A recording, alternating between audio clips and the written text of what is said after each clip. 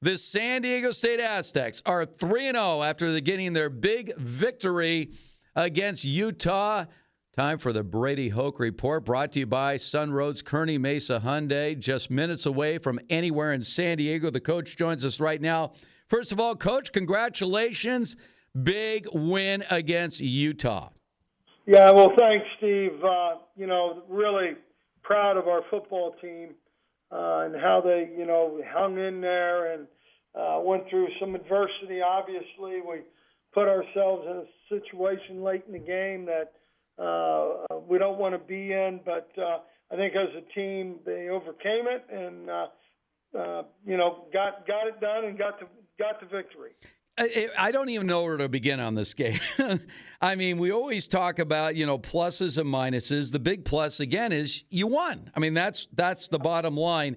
But let's talk about just the fact that, Lucas had to start at quarterback. You didn't have much of a passing game, only threw for 44 yards. He did a lot with his legs, including that big 54-yard run. So let's talk quarterback right now and get your impressions on what he contributed to this victory. Well, there was no doubt that, with his ability to run with football, he made a couple good decisions there and pulled it off the read and was really happy with the way he performed within the run game and running the offense. We obviously need to be a little bit more consistent and have an ability to throw the ball a little better. And I know he can throw it pretty well, and he's just got to do a good job in staying in his where he needs to be as our quarterback. It appeared at the end that you were basically just trying to grind it out. I mean, Greg Bell, you talk about 33 carries. That is a big load for any back. And his longest run was only 17 yards. But the fact that Utah was able to come back and force it to overtime, what were your thoughts at that point? Well, number one, we got to do what we do best, and that's put the game on our offensive and defensive lines. And, and then obviously and Greg Bell and what he can do and our other backs. So, we've got to play with what we do well. And so from that standpoint, the biggest thing really at the end of the game, we don't play well enough on defense. Tempo got to us a little bit. Poor tackling, poor angles. The quarterback got out of the pocket, extended plays. And so, the defensive front didn't play nearly as well as we have to if we want to win the Mountain West Championship. So we got some work to do there. Coach Deacon joined us on Friday, and we were talking about special teams and the impact. You're down 10-3 to Utah. They get a field goal. They kick off, and Jordan Berg goes 100 yards. When you get that kind of play, what does this just do for the entire team? A 100-yard kickoff return for a touchdown. Yeah, you look at being a full team, and your special teams. You got guys on offense, you got guys on defense, all playing together, and I think that's one thing with Deke has done a great job with, and I think the guys have really bought into that being a third part of what we are as a football team, but it's a part of the team where the offense and defense both are working together. So really thought we could return a kick or a punt. Just we're hoping to get the opportunity to do so. Coach, 2 wins against Pac-12 schools, and this has almost become a broken record, the kind of broken record you want to play for Aztec football, the dominance over Pac-12 schools. How do you account for that? And really looking across the board right now, I saw my UCLA Bruins lose to Fresno State. And by the way, that game was not nearly as close as it looked. Fresno State really dominated that game for most of it. But are we narrowing the gap? Because the way I look at it right now, the Mountain West and the Pac-12 are pretty much on even ground at this point. Well, I think there's some good programs, obviously, in the Mountain West, and really good football teams, good coaches, and I think the recruiting piece of it, I think some of it also get a little bit more interesting with the portal and different guys wanting to transfer. So it's going to be an interesting road, I think, as we go further, just because of how the recruiting's affected, how the portal system and the transfers, how that's going to all play out. But we got a lot of teams in the Mountain West Conference who are very physical and very tough. Absolutely. Brady Hoke joining us once again. And by the way, San Diego State receiving 16 votes in the AP poll, the same as USC.